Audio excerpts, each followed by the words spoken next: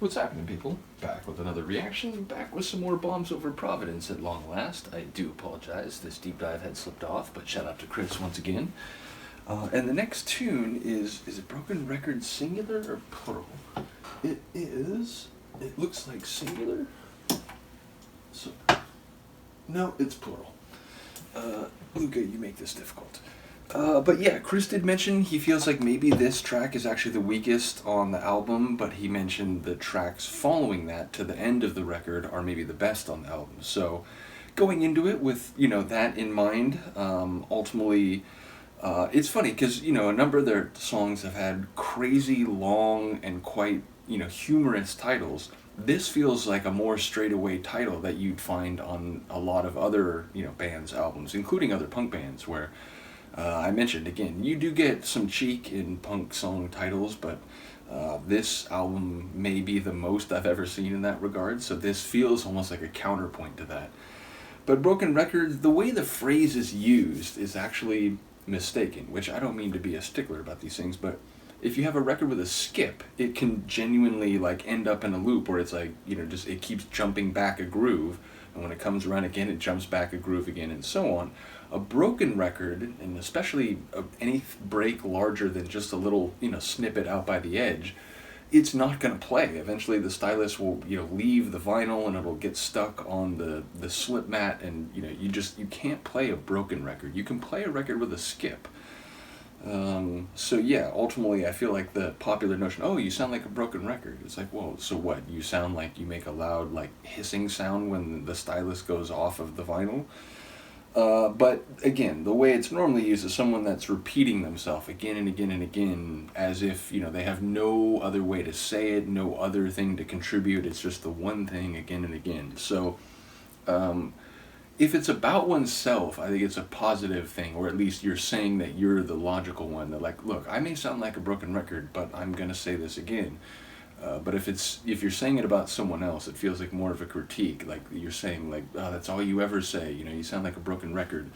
So we'll see what's at play or what I can catch on a first listen. And once again, after that, I will go to the lyrics that Chris provided. So here we go. This is Bombs Over Providence from their album. I think it's '05 in the moment. I'm forgetting. Does it say it here in the metadata?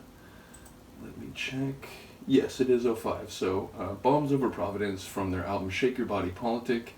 And the tune is called Broken Records.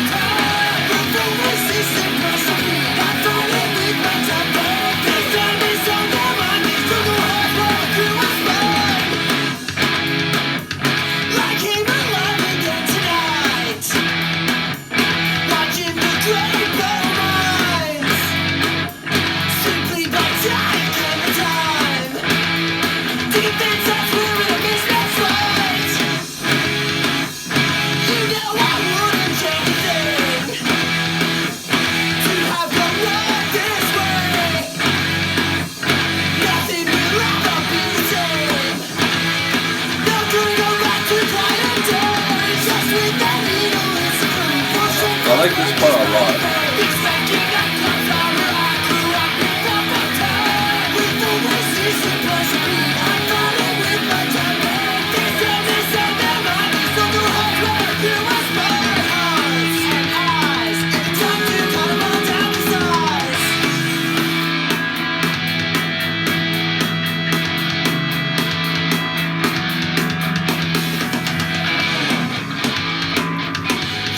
Excuse these tired lines.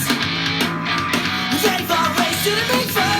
What it means to gamble hard, fight with losing all but hard. Gonna dance on punching nobody else. Such a deep game, revolution's all made up. All lost and fun. All these broken records. And all lost and fun. All these broken records. Just with that needle and screw, pushing for this body burn. Something that comes out right, grew up and fell from time. With the wishes and recipe, I'm fighting with my temper. This time it's on their mind, these look the hard work, you was mine. Just with that needle and screw, pushing for this body burn. Something that comes out right, grew up and fell from time. With the wishes and recipe, I'm fighting with my temper. This time it's on their mind, this time it's on their mind, I'm on the rise.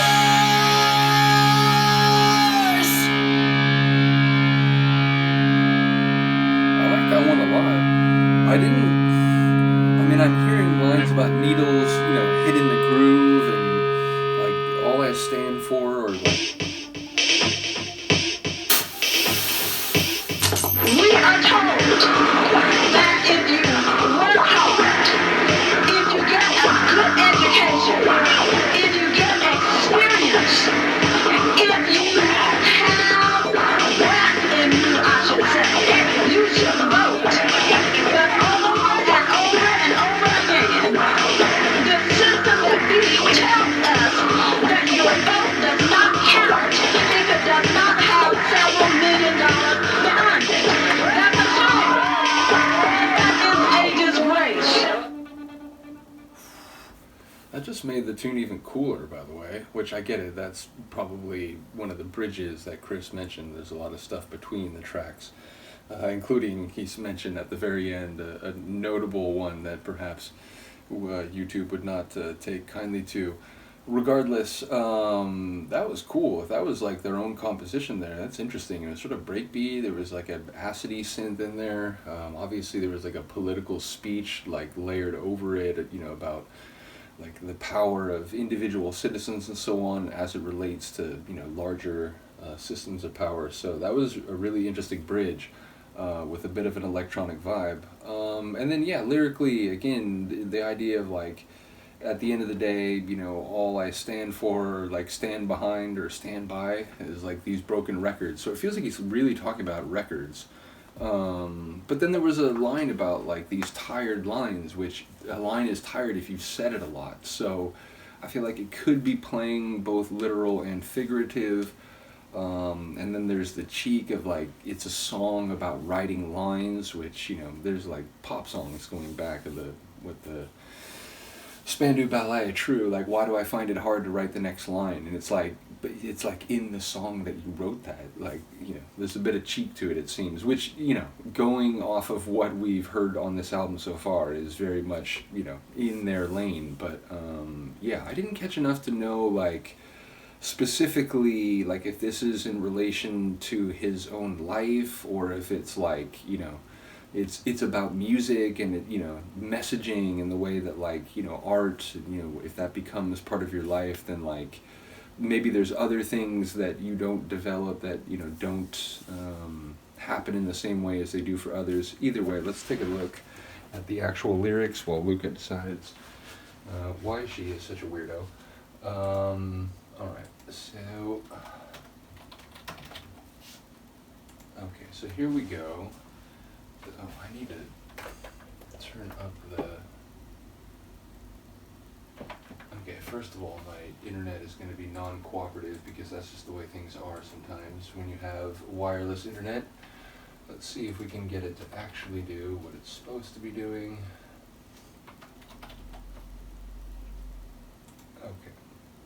Yes. Alright, so the lyrics to this one are... Well, it was all roses and wine circa 1999, back when my mentors spoke through headphones and my victories all had soundtracks. I'm only getting back there just today by the good graces of those to whom I ache to say, thanks for playing the way you play. Because all I stand for are these broken records, and all I stand for are these broken records. The double. You know what? Screw the kids. Screw the battles I won't win due to the condescending ways by which I try to promote change. Speaking of which, there were people that I associated with in grad school who would talk about the difference between calling people out versus calling people in, where it's like, if your starting point is like, everything you think and do is shit, and like, you're dumb for falling into it, you're probably not going to convert too many people. You're probably not going to get too many people sympathetic to what you say after that.